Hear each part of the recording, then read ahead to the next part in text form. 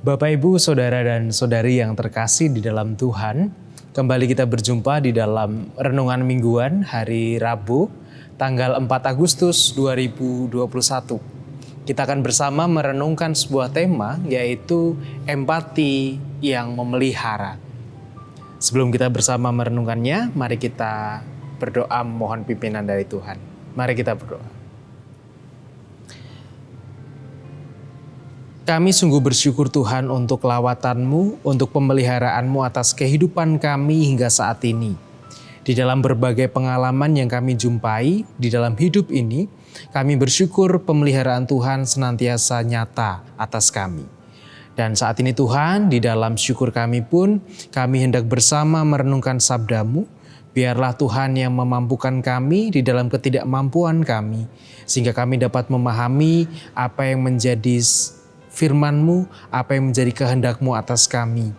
Dan firman-Mu itu Tuhan kiranya boleh menjadi pedoman dalam hidup kami, boleh menguatkan kami, dan boleh menyadarkan kami akan kehidupan bersama kami. Kami serahkan Tuhan perenungan kami saat ini ke dalam tangan-Mu. Di dalam nama Kristus Yesus kami serahkan diri dan hidup kami. Amin. Firman Tuhan yang akan kita renungkan bersama pada hari ini tertulis di dalam Injil Markus pasal 8. Injil Markus pasal 8 ayat 1 sampai dengan ayat yang ke-10. Markus pasal 8 ayat 1 sampai dengan ayat yang ke-10 dengan judul perikop yaitu Yesus memberi makan 4.000 orang. Demikian sabda Tuhan. Pada waktu itu ada pula orang banyak di situ yang besar jumlahnya. Dan karena mereka tidak mempunyai makanan, Yesus memanggil murid-muridnya dan berkata, "Hatiku tergerak oleh belas kasihan kepada orang banyak ini. Sudah 3 hari mereka mengikuti aku dan mereka tidak mempunyai makanan. Dan jika mereka kusuruh pulang ke rumahnya dengan lapar, mereka akan rebah di jalan, sebab ada yang datang dari jauh." Murid-muridnya menjawab, "Bagaimana di tempat yang sunyi ini orang dapat memberi mereka roti sampai kenyang?" Yesus bertanya kepada mereka, "Berapa roti ada padamu?" Jawab mereka, 7. Lalu ia menyuruh orang banyak itu duduk di tanah. Sesudah itu ia mengambil ke-7 roti itu, mengucap syukur, memecah-mecahkannya, dan memberikannya kepada murid-muridnya untuk dibagi-bagikan. Dan mereka memberikannya kepada orang banyak. Mereka juga mempunyai beberapa ikan, dan sesudah mengucap berkat atasnya, ia menyuruh supaya ikan itu juga dibagi-bagikan. Dan mereka makan sampai kenyang. Kemudian orang mengumpulkan potongan-potongan roti yang sisa sebanyak 7 bakul. Mereka itu ada kira-kira 4.000 orang. Lalu Yesus menyuruh mereka pulang. Ia segera naik ke perahu dengan murid-muridnya dan bertolak ke daerah Dalmanuta. Demikian pembacaan sabda Tuhan. Yang berbahagia ialah setiap mereka yang dengan setia merenungkan serta memelihara dalam kehidupan sehari-hari. Haleluya. Amin. Mungkin Bapak, Ibu, dan saudara-saudari bertanya, "Loh, kok bacaan renungannya itu lagi sih?" gitu. Minggu kemarin atau minggu yang lalu kita juga berbicara tentang Yesus yang memberi makan banyak orang. Tetapi bedanya, jika yang lalu jumlahnya 5.000, tetapi yang sekarang jumlahnya 4.000. Dan secara letak geografisnya pun nampaknya agak berbeda.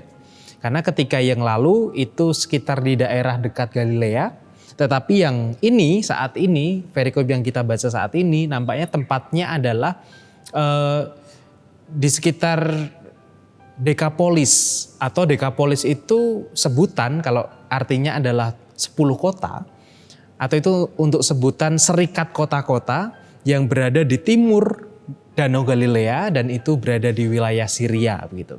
Nah, memang ceritanya agak mirip, tetapi nampaknya ini merupakan 2 peristiwa yang berbeda. Nah, Bapak, Ibu, dan saudara-saudari yang terkasih dalam Tuhan, justru menariknya adalah ketika di kisah yang sebelumnya diceritakan bahwa Yesus dan para murid sudah hampir menjumpai peristiwa yang hampir mirip. ketika ada 5.000 orang membutuhkan makan dan akhirnya Yesus memberikan makan kepada mereka. Nah, di kisah ini, di peristiwa ini juga, peristiwa yang sama juga terulang. Ya, bedanya adalah kali ini bukan 5.000 tetapi 4.000. Tetapi yang menarik, dalam dua peristiwa yang mirip ini, yang perlu kita perhatikan adalah bagaimana respon murid. Meskipun sebelumnya pada peristiwa 5.000 orang, Yesus telah memberikan contoh kepada mereka bahwa ketika ada yang butuh makan, kita harus memberi mereka makan. Empati mereka kemudian muncul pada waktu itu. Akhirnya 5.000 orang itu pun bisa diberikan makan semuanya. Nah, tetapi di peristiwa ini, saat ini ketika mereka diperhadapkan pada 4.000 orang yang kelaparan lagi, empati mereka kembali lagi tidak bergerak. Empati mereka kembali lagi tumpul. Ini bukankah hal yang menarik gitu? Ketika sebelumnya mereka sudah diajarkan tentang tentang mengasah empati, tentang peduli kepada orang lain, tetapi ketika mereka diperhadapkan pada hal yang sama, empatinya kembali tumpul. Seolah-olah apa yang sudah dicontohkan oleh Yesus pada waktu itu, sekarang tidak lagi berbunyi, padahal mereka masih bersama-sama pada waktu itu. Nah, itu menarik tentang bagaimana kemudian seringkali hal serupa juga terjadi pada kita kan. Kita diperhadapkan pada banyak contoh yang baik.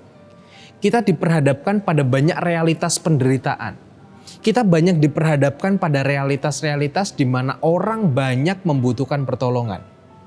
Bahkan kita juga diperhadapkan pada tindakan banyak orang yang menunjukkan tindakan-tindakan baik, yang menunjukkan tindakan-tindakan empati.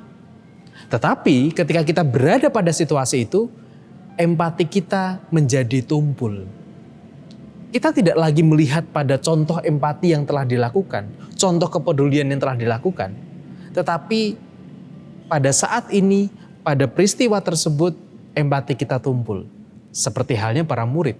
Bukankah kita sering melakukan hal itu? Atau sering menunjukkan hal itu? Nah, lalu yang menarik selanjutnya adalah ketika Yesus kemudian bertanya kepada para murid, berapa roti yang engkau punya? Kemudian mereka jawab, ada 7 roti dan kemudian dikatakan beberapa ikan. Memang tidak disebutkan spesifiknya jumlah ikannya.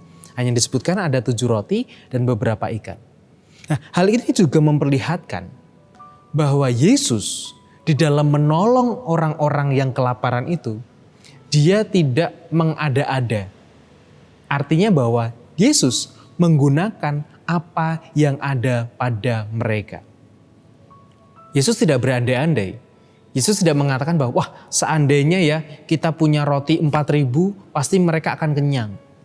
Bukan itu yang dilakukan Yesus. Tetapi Yesus memakai apa yang ada pada mereka, memakai apa yang mereka miliki untuk kemudian menggugah empati itu dan mewujudkannya pada tindakan yang nyata dengan tujuan untuk memelihara kehidupan orang banyak itu. Lah, lalu bukankah di dalam kehidupan kita justru seringkali berpikir terbalik. Kita bukan melihat pada apa yang kita punya, tetapi kita menghabiskan waktu untuk berandai-andai seandainya kita punya ini, seandainya kita punya ini, seandainya kita punya hal ini, hal itu dan sebagainya. Sebagai contoh, kita punya uang 100.000. 100.000 uang yang kita punya. Kemudian kita berencana untuk menyumbang kepada aksi sosial. Yang kita pikirkan adalah, seandainya saya punya uang 1 juta, pasti saya akan menyumbangkannya. Pada kenyataannya, yang dipunya hanya 100.000. Yang diandai-andaikannya, seandainya saya punya uang 1 juta. Lalu apakah yang akan terjadi?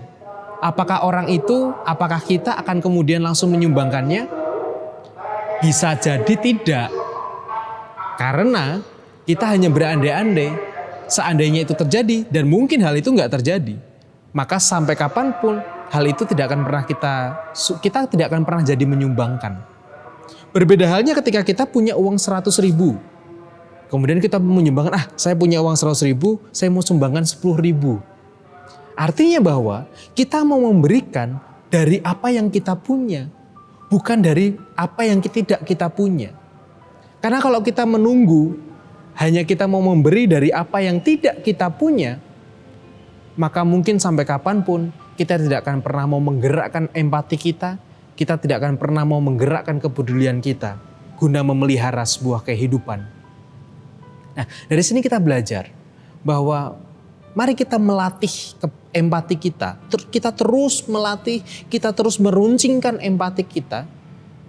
Di dalam peristiwa-peristiwa kita tengok kembali pada banyak peristiwa, banyak kebaikan, sehingga empati kita tidak tumpul.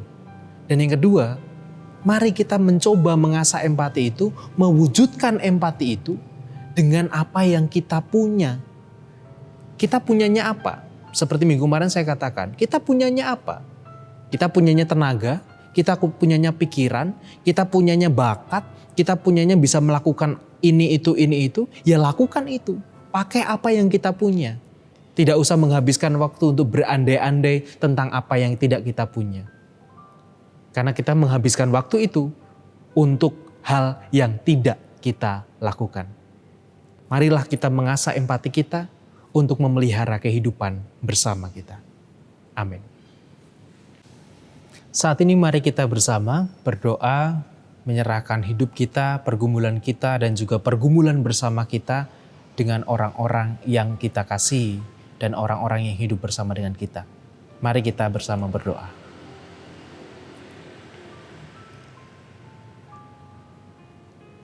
Satu peristiwa yang begitu mengajarkan kami tentang nilai yang sangat berharga Tuhan. Ketika kami menjumpai banyak pengalaman kami di mana Tuhan dengan kesigapannya, di mana Tuhan dengan kelembutan hatinya menolong setiap persoalan-persoalan yang kami hadapi. Tetapi ketika kami berjumpa dengan orang-orang yang memiliki berbagai persoalan, seringkali empati kami menjadi tumpul.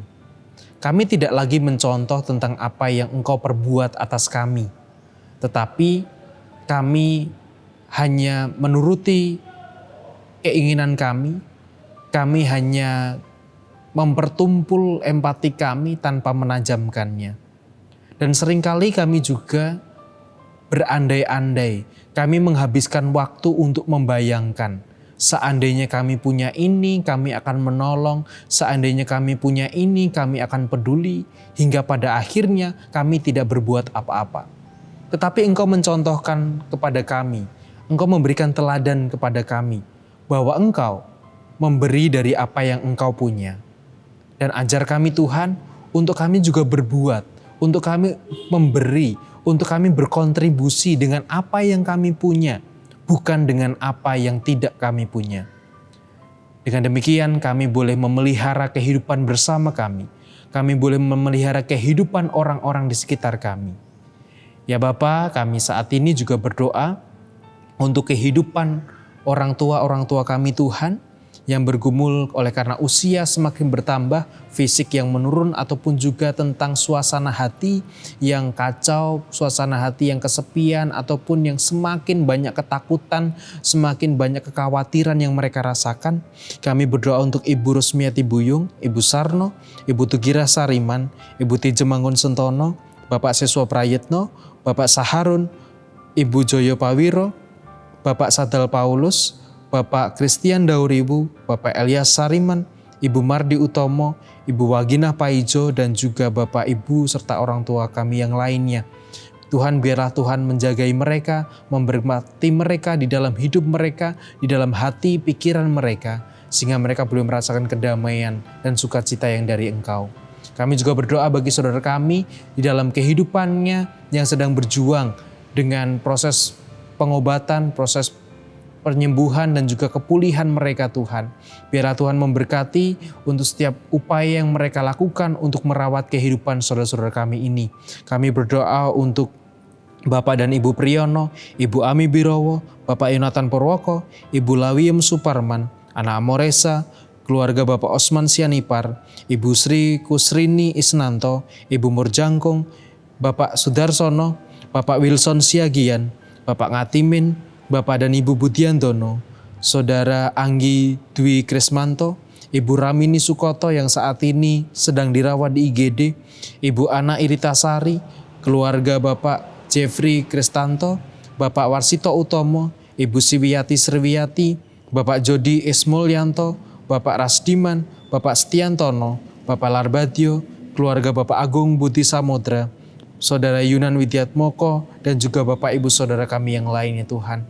Biarlah Tuhan juga berikan semangat bagi mereka di dalam menjalani proses yang harus mereka jalani saat ini. Kiranya kasih-Mu senantiasa menyertai mereka dan memberkati segala hal yang mereka upayakan.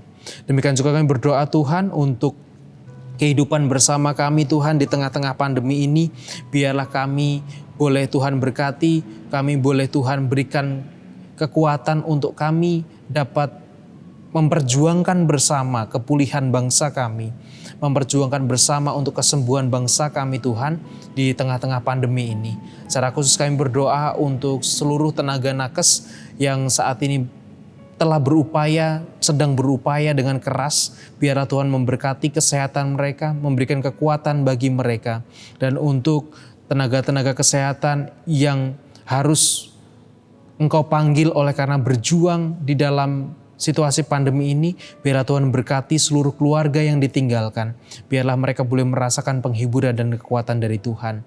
Bapa, kami juga berdoa untuk setiap saudara-saudara kami yang masih harus berjuang, yang harus bekerja, terpaksa harus keluar rumah untuk bekerja, untuk menjalankan usahanya Tuhan demi mencukupi kebutuhan mereka.